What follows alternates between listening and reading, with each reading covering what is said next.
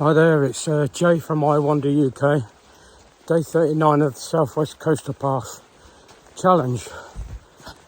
Unfortunately, yesterday was a whole mess up with all the ferries. And I got to Big Brion Sea and then found out the ferry wasn't running. So I decided to start walking inland. I walked for, I don't know, hour and a half, something like that, just steaming up. And camped in the corner of the field. It wasn't glamorous. It's a field that's been muck spread basically, but when I first started out it was dry. It's rained all night, as you can probably tell. I've got my wind cheater on and my poncho, but instead of carrying on inland, because I'm only about halfway up, I found out last night Elle phoned me and said the ferry is actually running today. So instead of walking all the way up and all the way down, adding about 7.5 miles, I'm walking about 2.5 miles back before I start my journey today. Bonus. That's if the ferry's running. Fingers crossed. I'm going to find my way back to Big Brion Sea, Cocklebridge, something like that, to catch the ferry and see how we get on from there. Sorry, there's a few dips. My aim point today was Salcombe. Like I say, it's day 39, aim point is Salcombe. Before I start there, I've got an hour and a half, 2 hours walk to get back to the ferry. And fingers crossed it's running. I'm just walking across Big Bury Golf Club, which is allowed. There's a footpath that comes across. It was established 1923, that's nearly 100 years old. I didn't think they played it then, I thought it was a modern sport. Anyway. I think I said before that yesterday I got to the, where did I get to yesterday? Totally blank then. But I needed to get the ferry across the Avon. And I'd already been messed about earlier on in the morning that the Elm is supposed to be running, and then found out that the only place, God bless them, that got it right was the Southwest Coastal Path website. Everybody else said it was the day before. Anyway, long story short, the time I got to there, I was frustrated with the ferries. I didn't think it would be running. It was about 5 o'clock, 4:30, 5 o'clock. So I didn't even walk down there, to be honest with you. Stubbornness, I don't know, maybe a bit of panic. But I thought, I'm not going to walk down there just to be told that I'm not going to be able to cross. So I made a massive decision to actually start walking inland, which is about a 7.5 mile detour. I walked for about an hour and a half last night, and eventually, just out of tiredness from the rest of the day, and the weather was coming in, just to pitch up for the night. The moral of the story is, when you get that little, oh no, what's happening, stop thinking about it. Stop, pause, take a breath. Allow your brain to work it out. This morning when I woke up, instead of just blindly going on inland, I thought, well, I'm at most. The problem is, added problem I had is my phone sort of went doolally last night. Didn't even know where I was. And I'll be honest with you, naughty, I haven't got a paper map for this bit inland. So I just actually started thinking, well, I'm only halfway up at most. One side, that means I've got to get up to the top and come back down the other side, obviously. And it occurred to me, well, if the ferry is running today, which it should be on the 8th of April, it'll be easier for me to walk back. I know, retrace my steps, get down to the ferry. You're looking at maybe 2.5 miles rather than another 6 miles to get back to where start point. So that's what I did, and that's what I'm doing now. And instead of following the track, because I'm retracing my own steps, I'm more than happy with it. I just took the direct route up the road rather than through the footpaths. And like I say, I'm up on the golf course already. And from here, it's, you know, still away, but not far. 30, 40 minutes maybe, I'm not sure.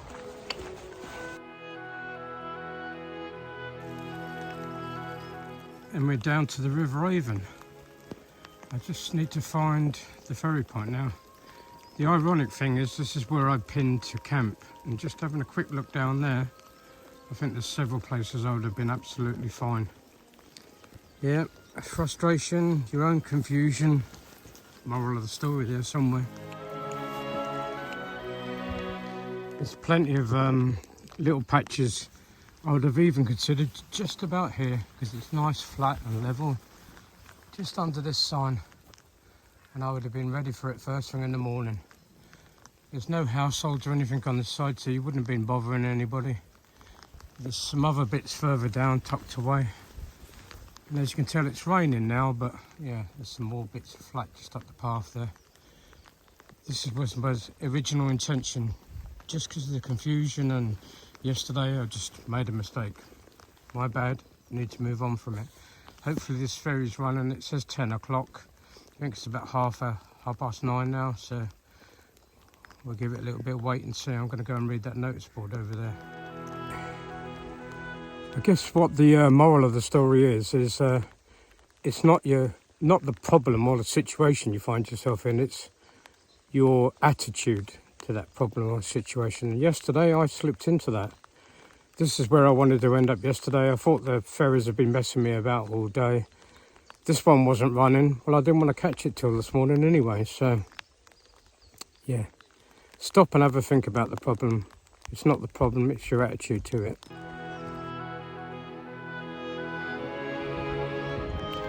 I was just wandering in my head again, as I do. I got here at 9:30 and the ferry allegedly is at 10 o'clock. A really important factor, joking aside here, is I've got here at 9:30. My body temperature's gone up because, one, I'm in a poncho. Because walking obviously builds the heat up, and I've said before, I run hot. Now I'm standing here in the rain. The air's not too bad today, but yesterday it was howling through. Chill factor alone, 30 minutes. You don't need 3 to 5 minutes, and your body's always gone into cold. But because it's wet, you don't want to take your stuff off and put warmer clothes on underneath, because then you don't want to get the warm clothes wet. So it's something seriously you need to consider when you're doing a through hike like this. I'm really hoping this little black boat coming over here is my saviour. I've been waiting for 20-25 minutes and I'm getting cold. It looks like it's heading in this direction, so I'm going to walk down onto the beach and see.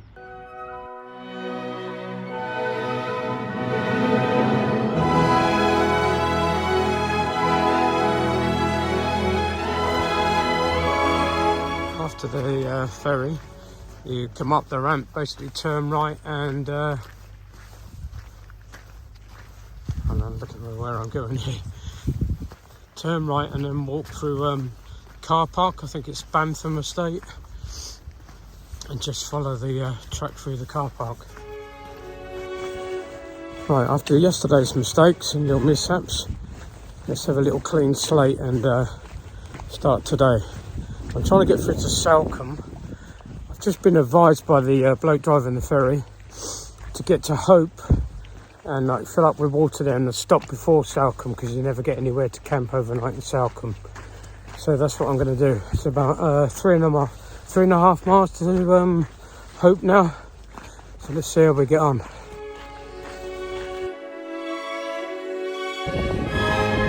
There's a lot of people out there for just gone 10 in the morning, the 8th of April. And the air's cold today as well. There's 6 paddle boarders and a red surfers. No real great waves at the moment, but good on them.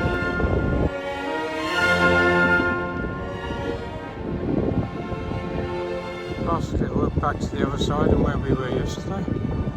Oh, in the headland, it looks like that little monster truck is running. Yeah, you can't see the sand, but yeah, definitely that little monster truck thing. Well, big monster truck.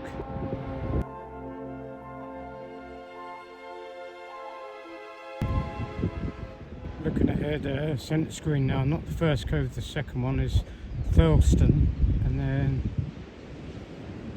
centre of screen now is Hope, where I'm hoping to get some food and some water, etc. for the rest of the route, walk through to Salcombe, because there isn't anything.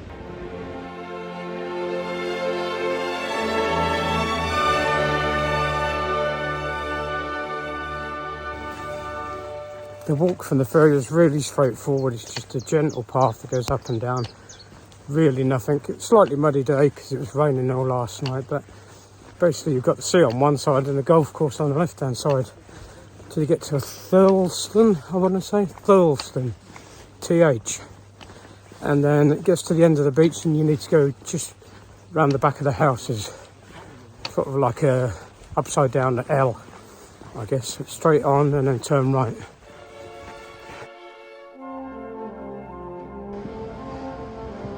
Just a quick look back before we go over the top of this headland here. There's the berg, just outside Big Brown Sea, where the estuary goes in there. Just following us round through Thurleston, round that bay, up this hill and round the next headland is Hope.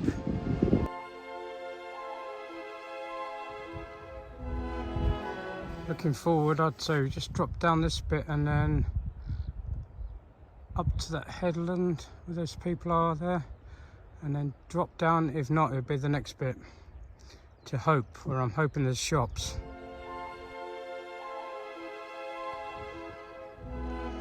First little view of Hope, and I guess I'll be dropping into Hope and then walking back out onto this headland here. As I'm dropping down into Hope, the weather just seemed to clear for a couple of minutes, and I think I can see all the way back. Yeah, centre of screen now is Minehead, where I was a couple of days ago, and I kept calling it Nair. But then into Plymouth, and then round here to the Burr and Big Brown Sea. Nice to be able to see where you walked.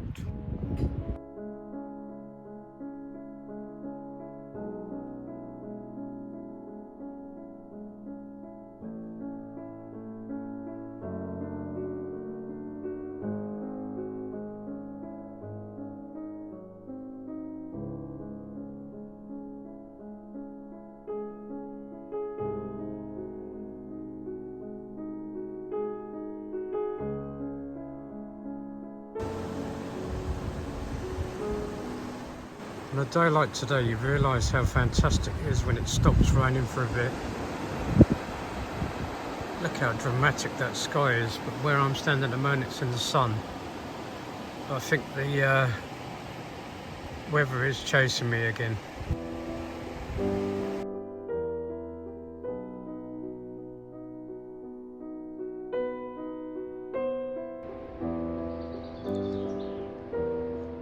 As you get to the other end of Hope, you start gaining some height to get round the headland of Bolt Town, I believe. It's like this red mud. It's solid, but red mud. So a last little book back, and let's hope that cloud goes round and not over the top of me. But yeah, pleasant little ascent up. Not too steep, just warm your legs back up again after the break in Hope. But coming through these woodlands, very nice.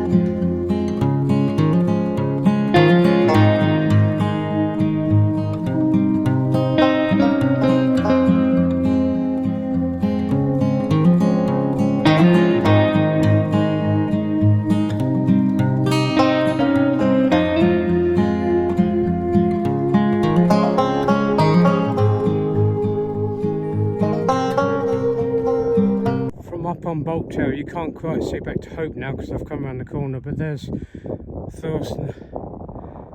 Come up to Big Brown Sea in the middle there with the rock, the Burr, and it's just cleared enough now.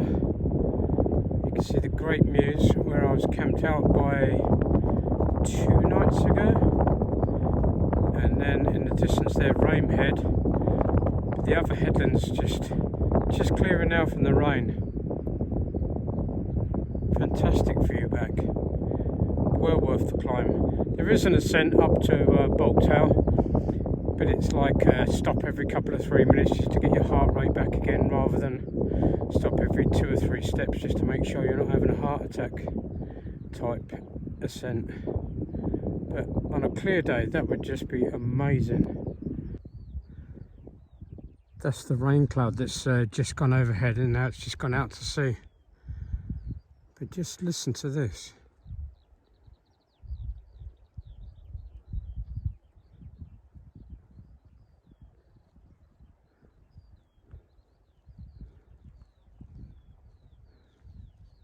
You can literally feel the silence.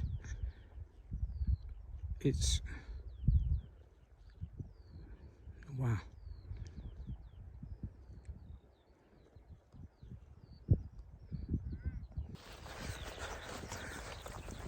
As you walk across these pastures from Docile, I'll tell you what, I'm not sure what this stuff is. Obviously it's grass, but underneath it, I don't know if there's like a peat underneath, like 5 or 6 inches, because it's like walking on the luxury carpet with a 2-inch memory foam underlay underneath it. It's just pure joy on your feet. It's just, oh, luxury.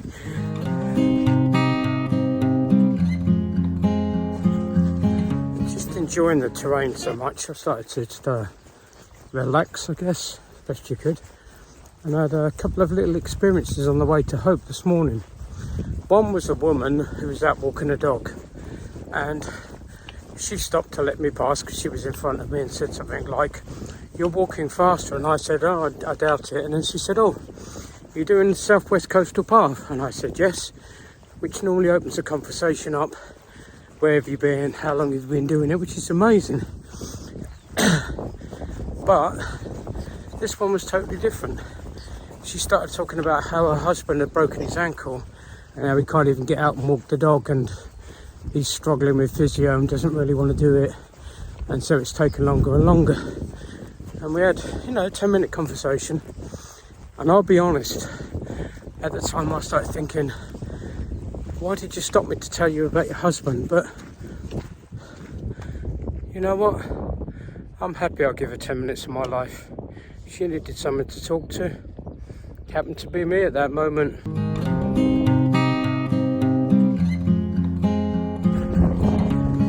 But then literally within 10 minutes, I would say, as I come across Thurlston, I'm going to pronounce it, as I came through the car park to come get back on the path at the other end, a woman drove into the car park waving at me, quite frantic for want of a word. Curiosity piqued. I was like, not sure if she's waving at me, look around, see if it was anybody else. And I realised I sort of pointed to myself, and she was like, yes. She got out of the car and came over talking, and she asked me if I was doing the Southwest Coastal Path, and I said yes. Again, she started the story of how she's been her husband's carer for years, and when she has an hour off, when the care support comes round, she loves to get out on a walk. And she said it's just really nice to see someone actually doing it, and insisted on giving me some money for breakfast. I tried to refuse, but she would not, and I was like, I've never seen this person before in my life. She's come over, stopped me in the car park and given me some money. Initially I was not insulted, but I thought, do I look that hungry? I probably do. I look that raggedy, that's for sure. But people are just amazing, aren't they? I think so. Give them a chance. After you ascend up through those pastures, it turns into a little bit of a track. Just the normal sort of mud track, but then come through like a sturdy granite gate, and it's got this path. This must be 1.5 meters wide for compacted whatever, like yellow brick road. But my word, thank you. This is like a luxury. This is just, yeah. Let's hope it doesn't come around and catch me out. The sky looks amazing today. Admittedly, when you walk along the top of these cliffs, I just realised it's not windy either. That's unusual for me. When you walk along the top of these cliffs, you're sort of, I guess, looking out for headlands or points, heads, somewhere to be heading to, or having a little peek over if you're brave enough to see if there's any little coves below that, you know, you can see anything on. And when you can't, it's not disappointing, it's just different. But this is high up, you can't see anything. But today, you just don't need it. The sky, I've never seen such a variation in the sky. I'll give you a quick, I don't know, 180 of it. And the variety of it is just incredible. The colours and the change, it's just forever changing. Every time you look to one side, it's changed again. And that's what's keeping me interested now. That's obviously, blue bit on the right hand side is where we're going. You can see the clear underneath. The rain clouds that hit me about 10-15 minutes ago. The blue behind. Slightly high, just got a spot of rain again. The blue sky up there, but then that's changing again. It's just amazing to see. It gives you something to backdrop, like for a photo, instead of just a plain blue sky. These clouds are just, I can't think of a word, staggering. I'm loving it. It's just, I've always liked the clouds, never known much about them, but wow, that's touching down out there. Right in the middle of the screen now. I think there's an island or something out there. I don't know what that is. We're going to have to find out. I think it could be a ship. I don't know. My eyesight isn't great. But, as I was saying, a day like today with a sky like this, Bulberry, I think it is, B-O-L, Berry, Bulberry Downs. Very satisfying to walk across. There's a little elevation, but it's all gentle. You don't even know you're doing it, which I love. A little bit of elevation keeps the warmth in your legs. I much prefer that to the downhills, but there are some views as well. Look,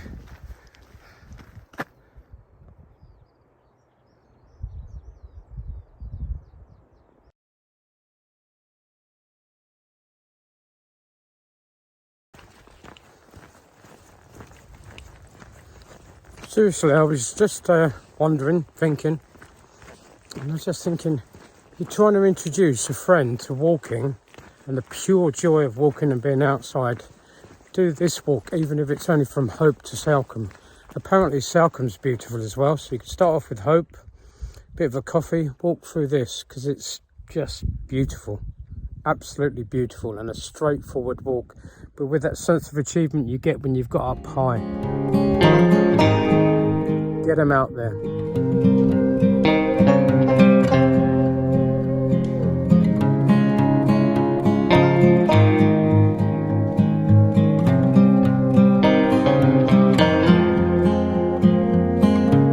What's the etiquette on a footpath? I understand, like if you're going up, normally people allow you first, or if you've got a bigger rucksack, I've noticed people allowing that. But what's the etiquette if you come across a cow with horns like that? The etiquette is whatever they say it is.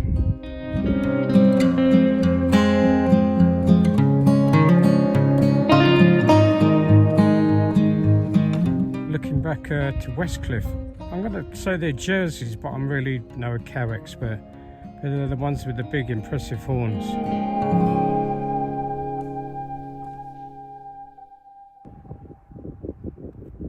Quick look back over Westcliff. But look what's chasing me. No, it's not one of the cows.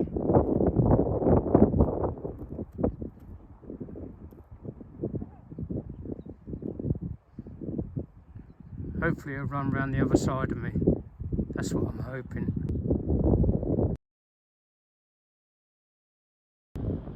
It's just the joy of English weather. Look how this can change from this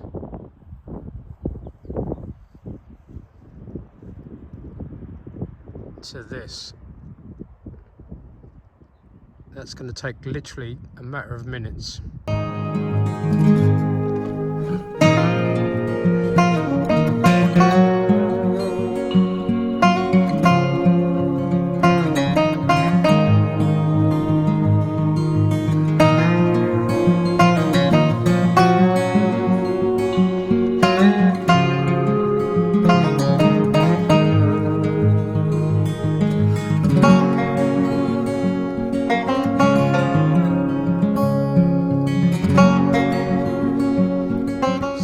spot where I'm going to be tonight, if I have my way.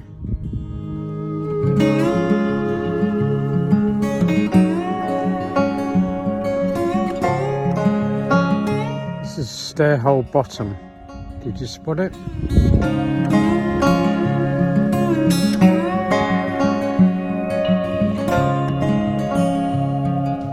This rucksack is there.